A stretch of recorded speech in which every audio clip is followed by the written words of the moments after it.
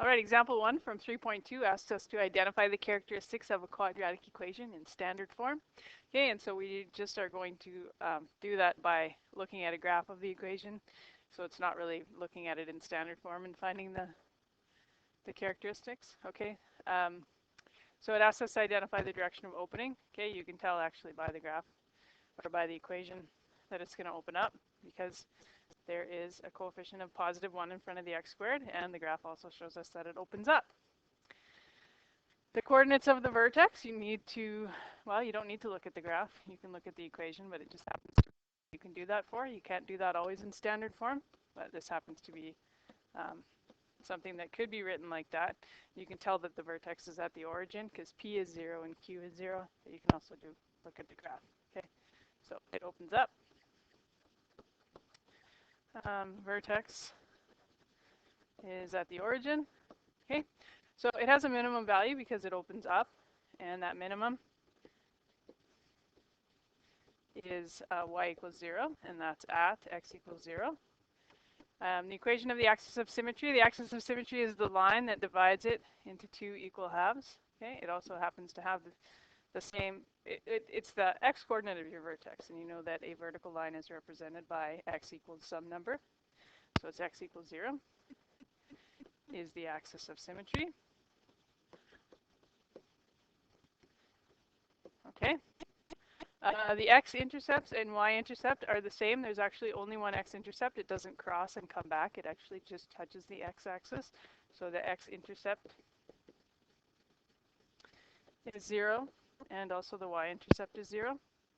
And that is one thing that you can tell from a standard form quadratic equation, okay? Because the constant term, which in this case is 0, is always going to give you the y-intercept, okay?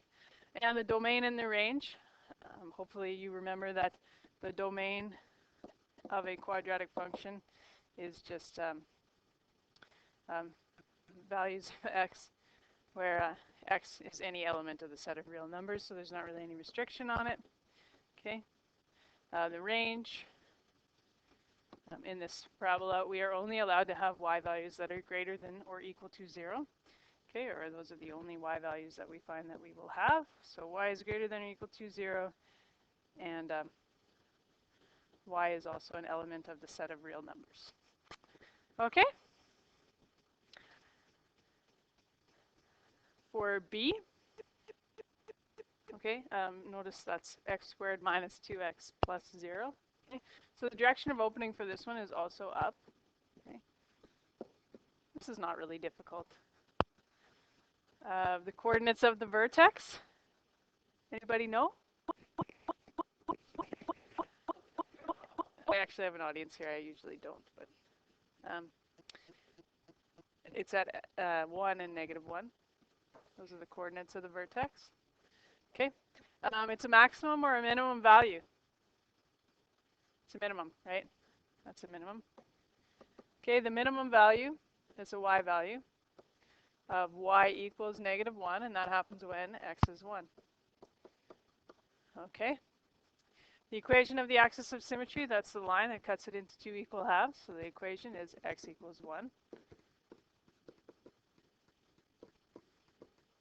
Okay.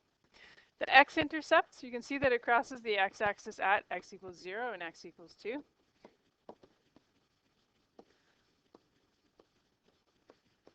Okay, the y-intercept, this is the one thing that you can tell from the equation. Okay. Right there, 0. It crosses the x-axis at 0. You can see that right there. And the domain and the range. The domain, okay, like any parabola, unless you have some kind of word problem that changes this, it's going to be all values of x where x is any element of the set of real numbers. Okay, and the range has that restriction on it. We only have y values greater than or equal to -1. Okay, so values of x such that y, or values of y such that y is greater than or equal to -1, and y is an element of the set of real numbers. Okay? Next page. Okay. This one opens down.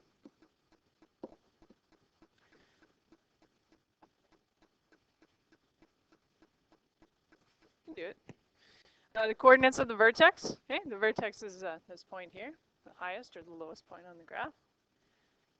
Okay, so the coordinates of the vertex are 1, comma 9. Right? It has a maximum value. Okay, has maximum value because it opens down, and that maximum value is y equals 9, and that occurs when x equals 1. The equation of the axis of symmetry, okay, is x equals 1, okay, same as the x coordinate of the vertex.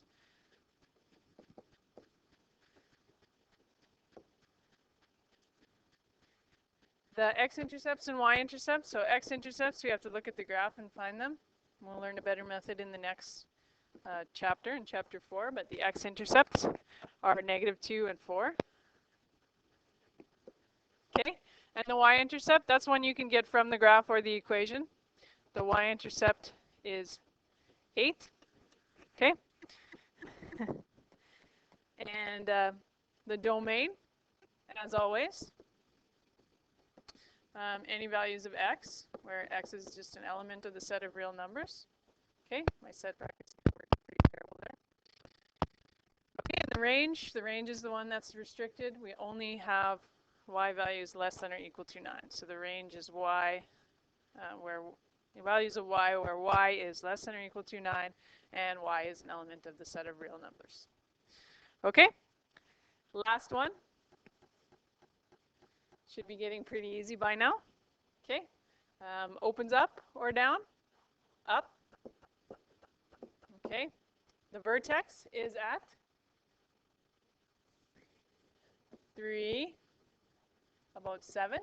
Okay, that's my vertex. All right, minimum value? A maximum or a minimum? Okay, it's a minimum.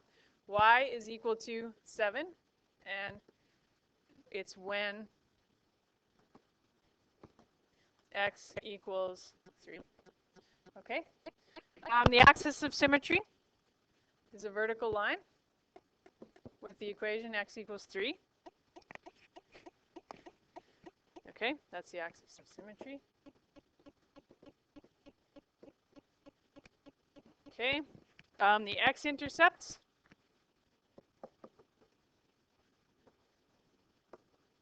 Where does it cross the x-axis? It doesn't. Remember, they can have none or 1 or 2. So there are no x-intercepts. Is there a y-intercept? There's always one y-intercept. Yep, it's 25. You can tell that by looking at the equation, or you can tell it by looking at the graph. Okay. The domain is any element of the set of real numbers. Okay, and the range is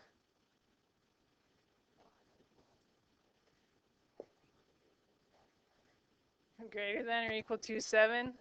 Oops, I don't need one of those now. And also that, yes. And it's also an element of the set of real numbers. So any numbers, integers, anything in between, okay? Any kind of a number can be the solution there. Good work. These are grade 10s, but they're brilliant.